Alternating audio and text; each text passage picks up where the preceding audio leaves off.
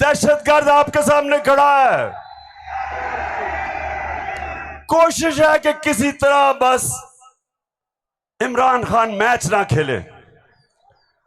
ये वैसे ही है, जब हम छोटे थे क्रिकेट खेलते थे तो जब एक टीम हारने लगती थी वो विकेटें उठा के ले जाती थी। अब ये यही कर रहे हैं, मैच खेल नहीं सकते, किसी ना किसी तरह बस इमरान खान को बाहर निकालो टीम से। दूसरी चीज, और ये उससे खतरनाक चीज कर रहे हैं, पेशावर ये कोशिश कर रहे हैं कि किसी तरह पाकिस्तान की सबसे बड़ी जमात, पाकिस्तान की सबसे बड़ी जमात, इसको किसी तरह पाकिस्तान की फौज से लड़ाया जाए। ये इनकी दूसरी कोशिश है। पहले डिस्क्वालीफाई करो और साथ साथ कोशिश करो कि पाकिस्तान की फौज के खिलाफ प्रोपेगेंडा करके लड़वाएं, और फिर पाकिस्तान की अदलिया के खिलाफ कि पाकिस्तान के अदारे किसी तरह तरीके इंसाफ के खिलाफ हो और ये किसी तरह मैच जीत जाएं। बस मैं आज आपको वीडियोस दिखाने लगा हूं, और मैं उससे पहले आपको बताऊं कि कोशिश इनकी क्या है। जो कुछ मैं कहता हूं, इनका प्रोपेगेंडा सेल बैठा हुआ है, वो हर चीज को मोड़ के कोशिश करता है कि या किसी तरह अदालत मेरे खिलाफ हो या किसी तरह फौज मेरे खिलाफ हो। अब मैंने क्या कहा था, मैंने अभी चंद रोज पहले क्या कहा, परसों मैंने क्या कहा, मैंने ये कहा कि फौज का जो आर्मी चीफ होता है उसको मेरिट पे सिलेक्शन होनी चाहिए।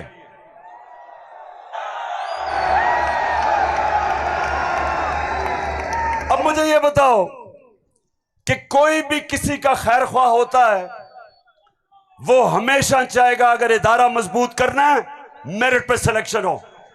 ये दुनिया का असूल है। आपने अगर फैक्ट्री सही चलानी है, ऊपर मेरिट पे आदमी बिठाओ। आपने अगर मुल्क को ऊपर लेके जाना है, क्रिकेट टीम अच्छी बनानी है, तो मेरिट के ऊपर सिलेक्शन हो। इसमें क्या गलत बात की थी? और मैंने साथ ये कहा था कि नवाज शरीफ और आसिफ जरदारी, ये किसी सूरत इन दो डाकुओं को पाकिस्तान का आर्मी चीफ नहीं सिलेक्ट करना चाहिए। ये क्यों कहा था मैंने ये इसलिए कहा था, सबसे पहले नवाज शरीफ मुल्क का मुजरिम है, अरबों रुपए की प्रॉपर्टीज बाहर इसकी पनामा में पकड़ा गया, सजा हुई इसको, झूठ बोल के मुल्क से बाहर भागा, मफरूर है।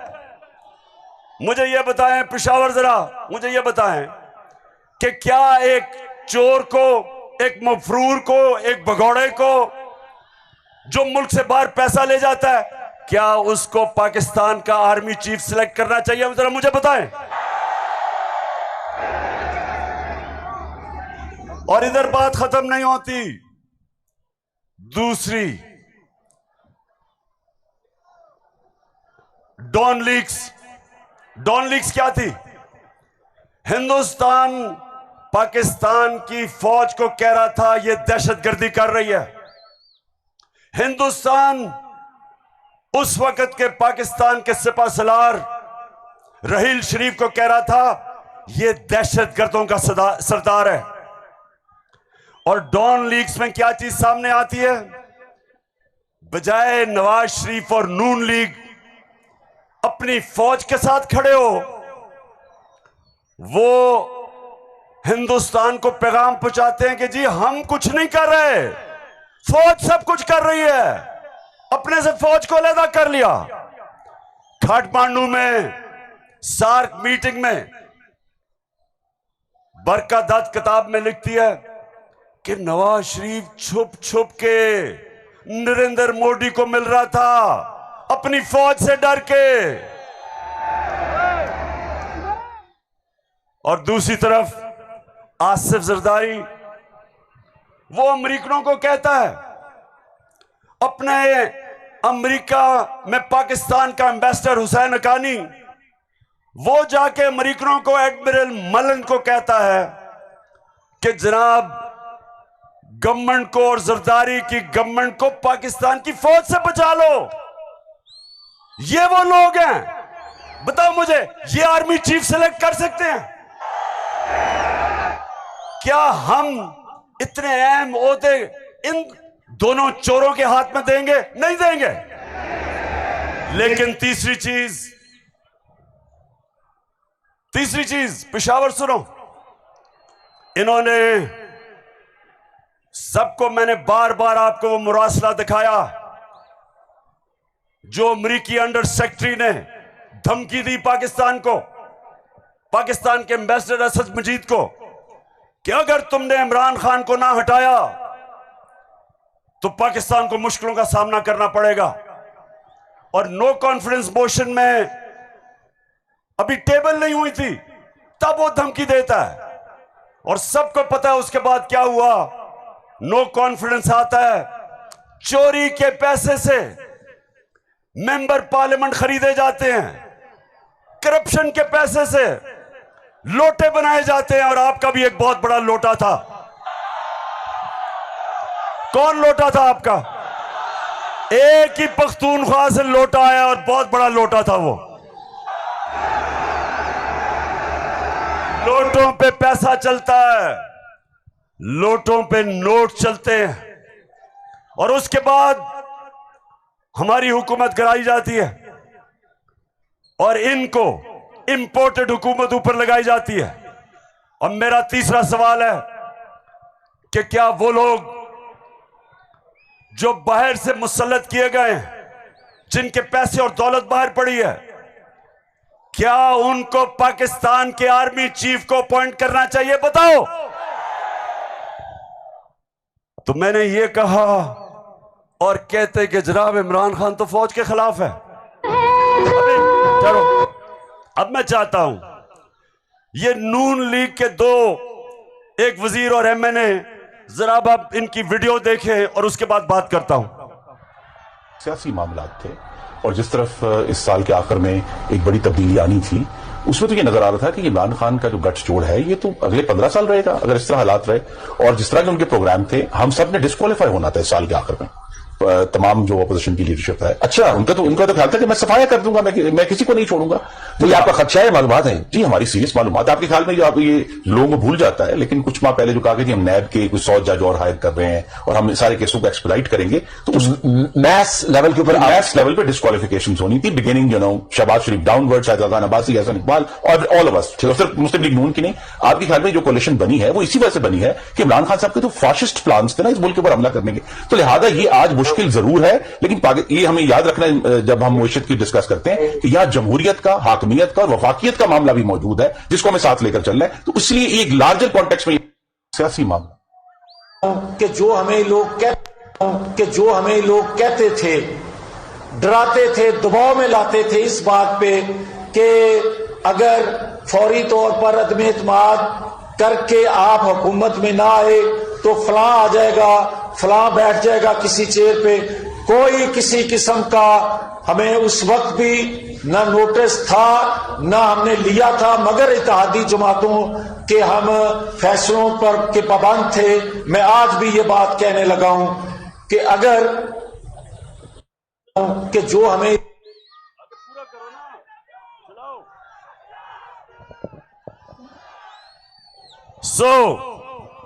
इसलिए ये हुकूमत हमारी गिराना चाहते थे कि इमरान खान एहतसाब ना कर दे।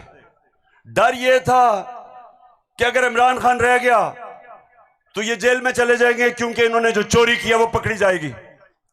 मतलब ये कि ये इसलिए गिराना चाहते थे, महंगाई वजह नहीं थी, माइशत वजह नहीं थी, वजह सिर्फ एक थी कि इन्होंने एनआरओ लेना था और 1100 अरब रुपया अपना माफ करवाया।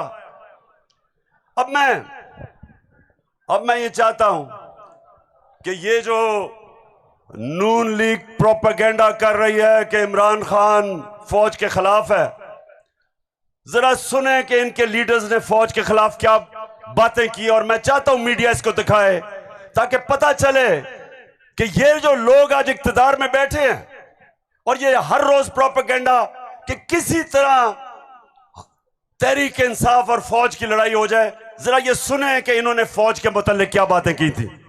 जनरल कमर जावेद बाजवा साहब, आपने हमारी अच्छी भली चलती हुकूमत को रुखसत करवाया, जजों से जोर जबरदस्ती से फैसले आपने लिखवाए। फौज के जवानों और अफसरों के नाम जब आप किसी फर्द वाहिद या मफाद परस्त टोले के लिए आइन तोड़ने के मुर्तकिब होते हैं, वहाँ आप खुद अपनी कौम को, अपने मुल्क और अपने लोगों को आइन शिकनों के रहमो करम पर छोड़ रहे होते हैं। हाँ, नवाज शरीफ ने ये जरूर किया कि उसने किरदारों और इदारों के दरमियान एक वाज़े लकीर खींच दी है। एक या दो अफराद इदारा नहीं हुआ करते, एक या दो अफराद इदारों की बदनामी का बायस बना करते हैं।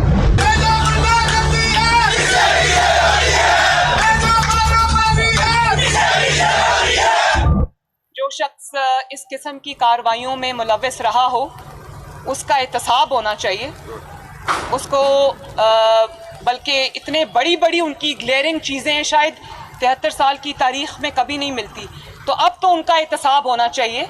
ये इस किस्म के शख्स को कोई और ओहदा दे देना, और वो भी इतना इम्पोर्टेंट ओहदा देना, ये मैं समझती हूँ कि ये कौम के मुंह पे तमाचा है, आइन और कानून की हुकूमत के मुंह पे तमाचा है। तुम हमें सियासत बतलाते हो, अपने हुदूद में रहो, इसराइल की नौकरी न किया करो, इसराइल के वजीफों पर पलने वाले जर्नलों अपने हुदूद में रहो। बड़े बड़े रैंकों वालों से भी अपने आप को मुहतरम समझता हूँ, और अगर बिगड़ोगे तो फिर अगर हम बिगड़ गए तो अफगानिस्तान में अमेरिका का क्या हश्र हुआ, खुदा की कसम यहाँ तुम्हारा वही हश्र। तो हमारी किरदार कशी करना छोड़ दो। अगर हमने आपकी शुरू की तो पता नहीं पाकिस्तान बनने से आज तक कितने जनरलों की शुरू हो जाएगी। बेटी भाई वो अक्यूज्ड हैं, उनकी लिस्ट लेके जिसने हमने प्रेस कॉन्फ्रेंस की तो आपकी ईंट से ईंट बढ़ जाएगी। अभिनंदन की क्या बात करते हैं। चीफ ऑफ आर्मी स्टाफ तशरीफ लाए, पैर कांप रहे थे, पसीने माथे पे थे। सुन लिया पेशावर, मैं इसलिए ये बता रहा हूं कि ये वो लोग हैं जो हमें कह रहे हैं कि हम अपनी फौज के खिलाफ हैं। फौज भी मेरी, मुल्क भी मेरा।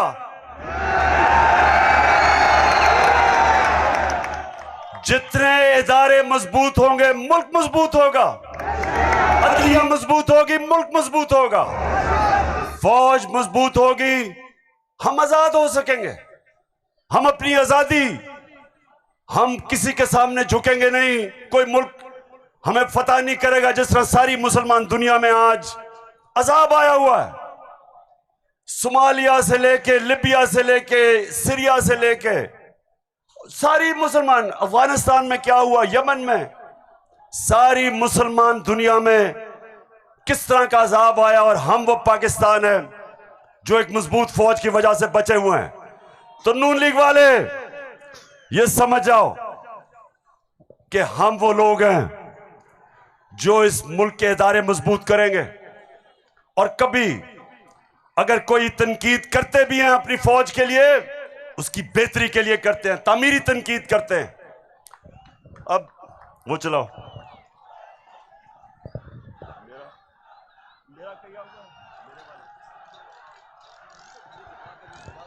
ये बड़ा इंपॉर्टेंट है, मैं अपनी सारी कौम के सामने कहना चाहता हूं। देखिए, एक तो जो फौज का इदारा है, कभी इसके खिलाफ बात ना करें, क्योंकि फौज एक ऐसी चीज है जो अगर हमारी फौज ना होती तो ये मुल्क में नहीं रहना था।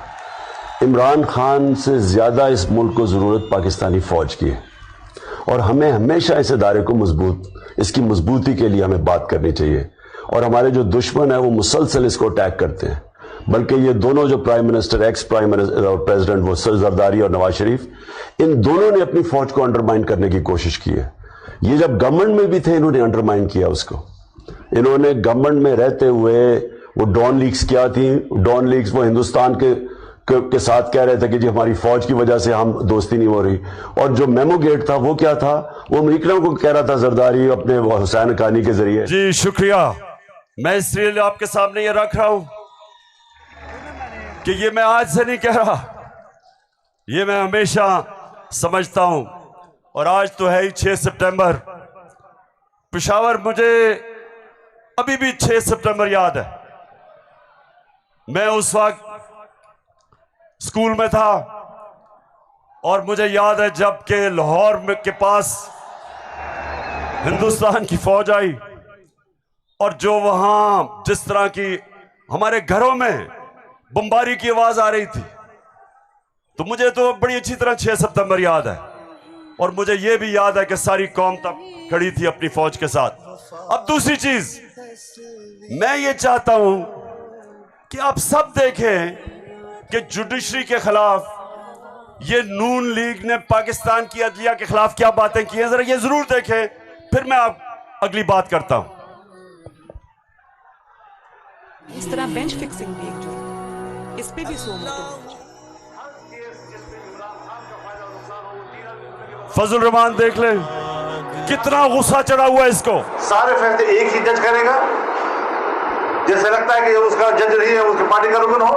जब बेंच बना तब से लेकर आज तक के फैसले तक इंसाफ होता हुआ नजर नहीं आ रहा था। अपने एक शख्स की वजह से आज आइन की तशरीह को में फर्क डाला जा रहा है। अपनी मर्जी से आइन की तशरीह की जा रही है। फुल कोर्ट इसलिए नहीं बनाया गया कि अगर फुल कोर्ट बन जाती तो आज का फैसला मुख्तलिफ होता। मौजूदा बेंच है उसमें जो मुअज़्ज़ज़ जज साहबान बैठे हैं, उन जज साहबान का हमारे मुतल्लिक़ जो उनके ख्यालात हैं उनसे भी कोई ना वाकिफ नहीं है, ना हम ना वाकिफ हैं। और उसके बाद हर वो केस जिसका फैसला हमारे खिलाफ आना हो, उस बेंच का जो है वो वही हिस्सा होते हैं। और अब तो ये बात पहले से जो है वो प्रिडिक्ट होने लगी है। जो सहाफ़ी वहाँ सुप्रीम कोर्ट की कार्रवाई को कवर करते हैं, तो वो पहले से जब बेंच बनता है या कोई केस जाता है तो वो पहले से बता देते हैं कि इसके ऊपर फलां बेंच बनेगा। अगर कुछ लोग गैर जानिबदार नहीं होंगे, अगर इसके सहूलतकार पीछे नहीं हटेंगे, तो हमें बता दें मुल्क कौन चलाएगा। सुप्रीम कोर्ट के जजेस ने पीछे बेंड करके अपने आप को कभी इधर कि नहीं, शायद उनको समझ नहीं आई, शायद उनके तक पैगाम नहीं पहुंचा, वगैरह वगैरह वगैरह करके इनको हाथ नहीं लगाया इनको। तो मतलब ये है कि इनको कौन सी दीवार पे लगाया। तो जिस तरह मैच फिक्सिंग एक जुर्म है, इस तरह बेंच फिक्सिंग भी एक जुर्म है। जब बेल का फैसला होने वाला होता था, जेल में उस दिन खबर मिलती थी कि 3 हफ्तों के लिए बेंच डिसॉल्व हो गया, नया बेंच, या कोई जज छुट्टी पे चला गया। जाता नहीं था, भेजा जाता। काजी फाइज ईसा साहब के मामले में माय लॉर्डशिप से ये पूछना चाहते हैं कि वो आपके ब्रदर जज थे ना, आपने क्या किया? तो फिर हमारी बात नोट कर लो, हम हर उस अदालत का और उस जज का घेराव करेंगे जो तुम्हारे इस गंदे और घटिया एजेंडे को परवान चढ़ाने के लिए अपोजिशन के खिलाफ जो है इकदाम करें। चीफ सेक्रेटरी साहब, आपको इस बात का जवाब देना पड़ेगा। आपने इधर ही रहना है, आपके बच्चों ने भी इधर ही रहना है। कमिश्नर लाहौर साहब, आपने भी इधर रहना है, आपने सर्विस भी करनी है। इसलिए आपको ये चाहिए था कि आप इस गैर कानूनी अमल के आगे दीवार बनते और इसे बजा लाने से इनकार करते। आला अदलिया के जजेस पार्टी बनकर अगर चीफ जस्टिस वो जबान इस्तेमाल करेंगे जो इमरान खान कंटेनर पे चढ़ के करता था, तो उस जबान का वही जवाब मिलेगा जो नवाज शरीफ के सियासी मुखालिफिन को दिया जाता है। आप कौन होते हो किसी की तौहीन करने वाले? आप कौन होते हो किसी की तज़हीक करने वाले? ऐसे नाइंसाफी पर मबनी फैसले करोगे, बुग़्ज़ पर मबनी फैसले करोगे, इंतकाम वाले फैसले करोगे, तो कौन इज्जत करेगा आपकी? फिर तौहीन अदालत लगा देते हो। 5 मेंबर बेंच ने सियासी पार्टी बना दिया पूरी अदलिया को और उसको मुस्लिम लीग नून के सामने ला के खड़ा कर दिया। क्या बताओ, मुल्क की सबसे बड़ी अदालत की इससे भी बड़ी तौहीन हो सकती है कोई? हम आपकी इज्जत करना चाहते हैं, आप भी तो अपनी इज्जत करवाओ। तो जस्टिस अजमत सईद साहब जो है, उनको कौन नहीं जानता। पर्सनली जाती तौर पे असरअंदाज होकर उन्होंने JIT बनवाई। बदनाम जमाना JIT को आज तक व्हाट्सएप। मैं सिर्फ आपको ये थोड़ा सा सैंपल दिखा रहा हूं कि किस तरह का ये अपने पाकिस्तान की अदलिया के खिलाफ क्या जबान इस्तेमाल की गई है। और मैं अपना आपको बता दूं, आज से 26 साल पहले जब मैंने सियासत शुरू की तो उसको इंसाफ की तहरीक का, आजाद अदलिया के लिए सबसे पहले हम खड़े हुए। जेल में वाहिद सियासी लीडर था जो आजाद अदलिया के लिए जेल में गया। 2008 की इलेक्शन बॉयकॉट की अपनी अदलिया के लिए।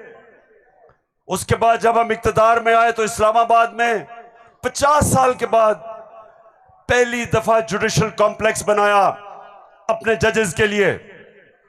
मैं ये इसलिए आपको कह रहा हूं कि जो कानून की बालादस्ती, रूल ऑफ लॉ, कोई माशरा आगे नहीं बढ़ सकता जब तक वहां इंसाफ नहीं होता, और इंसाफ देती है अदलिया। इसलिए हमने हमेशा अपनी अदलिया की इज्जत की है। ये जो नून लीग के लोग हैं जो आज जिस तरह की जबान इस्तेमाल कर रहे हैं, सोशल मीडिया पे अटैक कर रहे हैं इस्लामाबाद के चीफ जस्टिस को, ये कभी, मैं आपको ये बता रहा हूं कि मैंने कभी अपनी पार्टी को इजाजत नहीं दी कि अदलिया को अटैक करे, क्योंकि आखिर में इंसाफ होगा तो मुल्क में खुशहाली आएगी, और इंसाफ अदलिया देती है। मुझे बड़ा जनाब इन्होंने कहा कि देखें इमरान खान ने कोई बड़ी गलत जबान इस्तेमाल कर दी। मैं आप सबके सामने आज ये कहना चाहता हूं कि मैं अपनी अदलिया की इज्जत करता हूं, लोअर कोर्ट्स की इज्जत करता हूं, वो लोअर कोर्ट्स जो आम इंसानों की खिदमत करते हैं। और मुश्किल हालात में अगर एक मैजिस्ट्रेट जेबा के खिलाफ ऐसे लगा कि मैंने कोई सख्त जबान इस्तेमाल की, उसकी वजह थी मैं शहबाज गिल को देख रहा था, उसके ऊपर तशद्दुद हुआ, उसको जिसको कहते हैं कस्टोडियल टॉर्चर, उसको हवालात में बंद करके तशद्दुद किया गया, नंगा किया गया। और उसकी जब हमने देखा उसके हालात, और उसके ऊपर प्रेशर डाला गया कि मेरे खिलाफ स्टेटमेंट दे, मेरे ही उसके ऊपर अगर ज्यादा ऐसे लगा सख्त स्टेटमेंट है, ये मेरा मकसद नहीं था। कभी मैं ये नहीं समझ सकता कि मैं किसी जज को धमकी दूं, लेकिन मैं आज सबको ये कहना चाहता हूं कि इस मुल्क में जब तक इदारे मजबूत और ताकतवर नहीं होंगे, मुल्क ऊपर नहीं आएगा। आज अगर मगरिब के अंदर खुशहाली है तो वहां इंसाफ है। जितना ज्यादा इंसाफ और कानून की बालादस्ती, उतना खुशहाल माशरा। तो मेरी तो पहले दिन से यह स्ट्रगल है। तो पेशावर सबको आज मैं पैगाम देना चाहता हूं कि ये जो कोशिश की जा रही है तहरीक इंसाफ को इदारों से लड़ाने की, ये कौम सब समझ गई है। कौम में सियासी शऊर आ गया है। लोग एक एक चीज, कभी भी पाकिस्तान के अंदर अवाम और बच्चे और नौजवान और मेरी ख्वातीन बहनें, कभी इस तरह का शऊर और बेदारी नहीं थी जो अल्लाह के फजल से आज पाकिस्तान में है।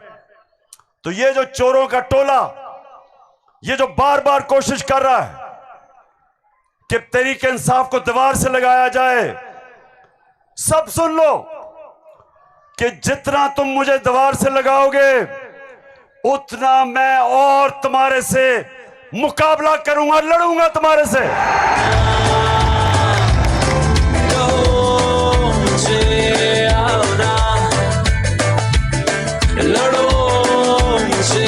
मेरे दिल में देखो आग, मुझको दिखता अपना ख्वाब, तुमको लगता हूं मैं क्या। मैं अपनी सारी कौम, सबका सारी कौम के पास जा रहा हूं। 7 महीने से मैं पब्लिक में हूं, हर शहर में जा रहा हूं, अपनी कौम को तैयार कर रहा हूं कि मेरे पाकिस्तानियों, जब मैं तुम्हें कॉल दूंगा तुमने निकलना मेरे साथ। कहती है ये सारे अमल, आओ हम सब साथ चले, मुश्किल हो या आसानी, हाथ में डाले हाथ चले, धड़कन है पंजाब मगर दिल अपना मैदान है।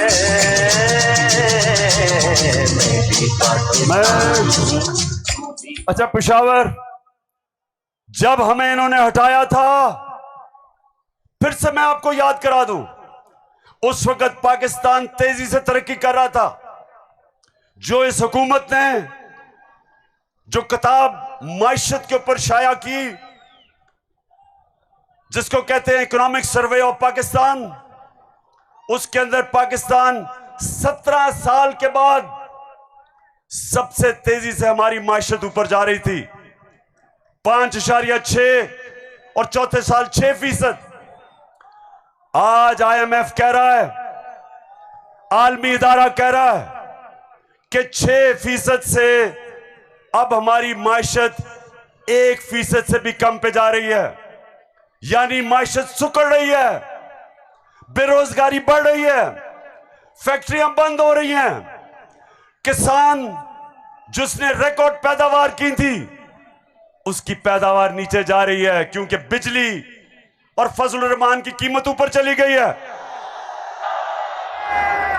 ट्यूबवेल के लिए जो डीजल चाहिए वो महंगा हो गया।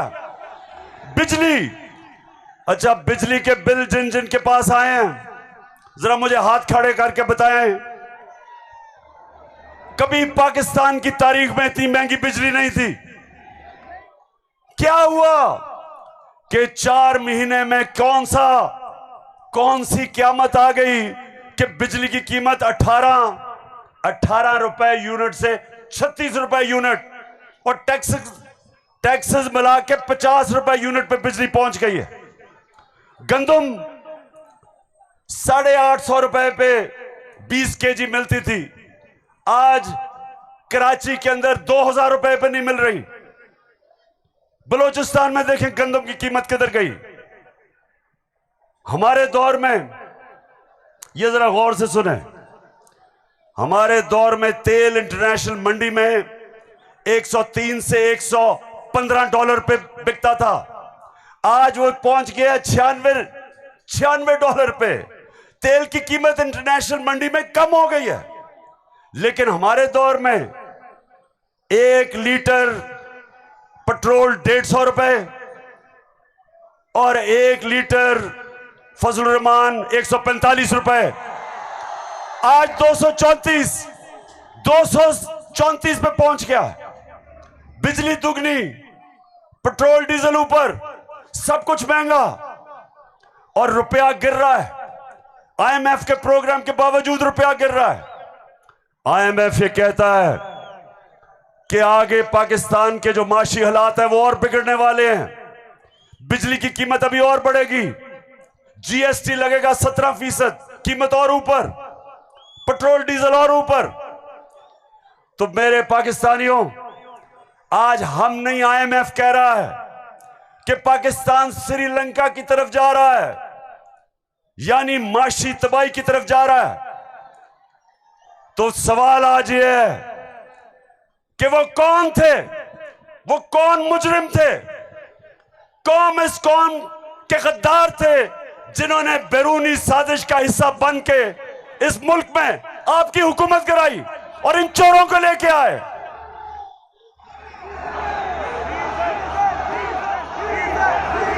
मैं अब जरा जो आपको आजकल जो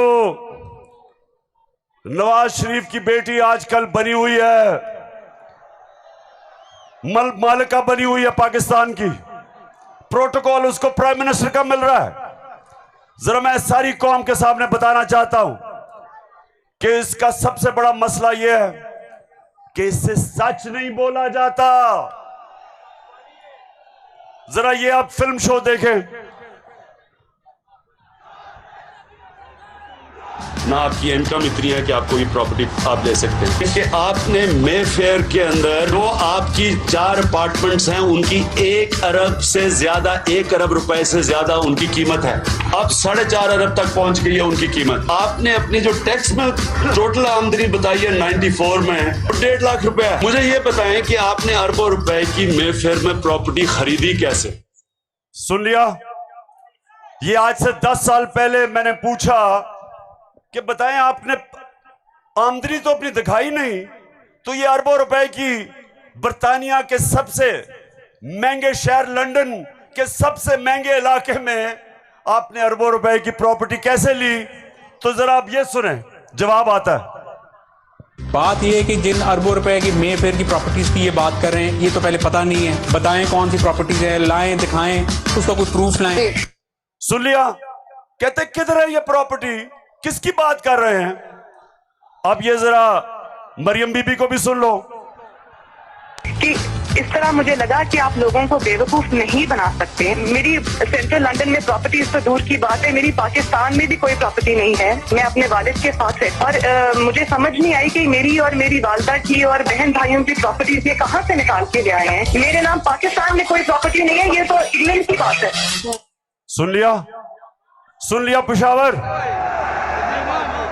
सुन लिया आपने? मेरी बहनों, आपने सुन लिया कि लंदन तो छोड़े, मेरी पाकिस्तान में भी कोई प्रॉपर्टी नहीं है। मेरे तो बहुत बुरे हालात हैं। अब मरियम बीबी को नहीं पता था कि एक इंटरनेशनल इंकशाफ होता है, पैनामा पेपर्स। दुनिया में जो सीक्रेट डॉक्यूमेंट्स हैं वो लीक हो जाती हैं। बड़े बड़े दुनिया में प्राइम मिनिस्टर और वजीर सब पकड़े जाते हैं, उसमें हमारे शरीफ खानदान भी फंस जाता है। नवाज शरीफ, मरियम नवाज, हसन नवाज और हुसैन नवाज के बैरून मुल्क खुफिया असासों का इंकशाफ। पनामा लीक्स ने बैरून मुल्क खुफिया दौलत का भांडा फोड़ दिया। सुन लिया? अब ये सुना, ये इंकशाफ हो गया। जब इंकशाफ हुआ तो मरियम के भाई हुसैन शरीफ क्या कहते हैं, ये जरा सुन लें। मैं इस बात को तस्लीम करता हूँ कि अल्हम्दुलिल्लाह पाक लेन के ऊपर जो अपार्टमेंट्स हैं वो अल्हम्दुलिल्लाह हमारे हैं। मैं इस बात को तस्लीम करता हूं कि उनको ऑफशोर कंपनीज नेस्कॉल लिमिटेड और नीलसन लिमिटेड जो है उनको ओन करती हैं, और मैं आपको ये भी अर्ज करता हूं उनको होल्ड कर रही है इस वक्त मरियम नवाज शरीफ, मेरी हमशीरा जो है। पेशावर सुन लिया कि छुपाई हुई थी प्रॉपर्टीज। एक हदीस है कि शैतान आप इंसान के गुनाह दुनिया में नशर कर देता है। वो दुनिया में नशर हो गए, उन्होंने कहा हमारी प्रॉपर्टीज नहीं, प्रॉपर्टी सामने आ गई। अब ये मैं आपको समझाने की कोशिश कर रहा हूं। असल में नवाज शरीफ की प्रॉपर्टी थी। मरियम बेचारी के पास किधर से पैसा आया? पैसा तो नवाज शरीफ का था। क्यों छुपा रहा था? क्योंकि आपके चोरी का पैसा था, अवाम से पैसा चोरी किया था। चोरी और करप्शन में क्या फर्क? चोरी होती है जो जेब कुतरा करता है, जो आपके घर में चोरी होती है, जो साइकिल चोरी होता है, मोटरसाइकिल, इंसान को नुकसान पहुंचता है। करप्शन, मुल्क का पैसा चोरी करने को करप्शन कहते हैं, और मुल्क तबाह होते हैं करप्शन से। जो पैसा आपकी तालीम पे, अस्पतालों पे, सड़कों पे, गुर्बत कम करने पे, जो पैसा वहां खर्च करना होता है इनकी जेबों में चला जाता है, मुल्क से बाहर चला जाता है। इसलिए कौम में गरीब इसलिए नहीं होती कि उनके पास वसाइल नहीं है, असासे नहीं है। कौमें गरीब तब होती हैं जब उनके अपने सरबराह मुल्क को पैसा चोरी करके बाहर ले जाते हैं। तो ये जो आज हमारे ऊपर मुसल्लत किए हुए हैं, सारी कौम तैयार हो जाए। मैं कभी इनको कबूल नहीं करूंगा, मैं कभी इनकी गुलामी कबूल नहीं करूंगा।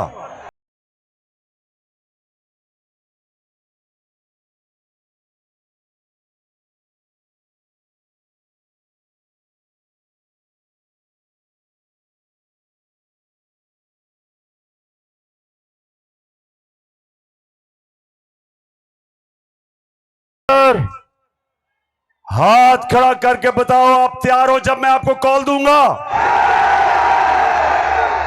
आपने सब तैयार होना है। जिस तरह मैं आपको कह रहा हूं, कहता रहा हूं, मैं हूं आपका कप्तान और आप मेरी टीम हो। और ये वर्ल्ड कप हमने पाकिस्तान की हकीकी आजादी के लिए जीतना है। एक अजीम मुल्क बनाना है पाकिस्तान को। हमेशा आजाद मुल्क ऊपर जाते हैं, गुलाम मुल्कों की परवाज नहीं होती। हम ये नहीं चाहते कि हम किसी दुनिया के मुल्क से लड़ाई करें। हम अमेरिका को मैं बार बार कहूं कि अमेरिका, हम अमन में आपके साथ हैं, किसी जंग में हम आपके साथ नहीं हैं। हम दोस्ती चाहते हैं, लेकिन हम किसी सूरत आपकी गुलामी नहीं चाहते। हम अपनी जमीन नहीं इस्तेमाल होने देना चाहते किसी और लड़ाई के अंदर। हम नहीं चाहते कि हमारी जमीन इस्तेमाल हो किसी भी दुनिया के मुल्क के ऊपर आप किसी किस्म की जारियाना कार्रवाई करें। हम ये नहीं चाहते। हम फिर से कहते हैं, हम अमन में सबके साथ हैं।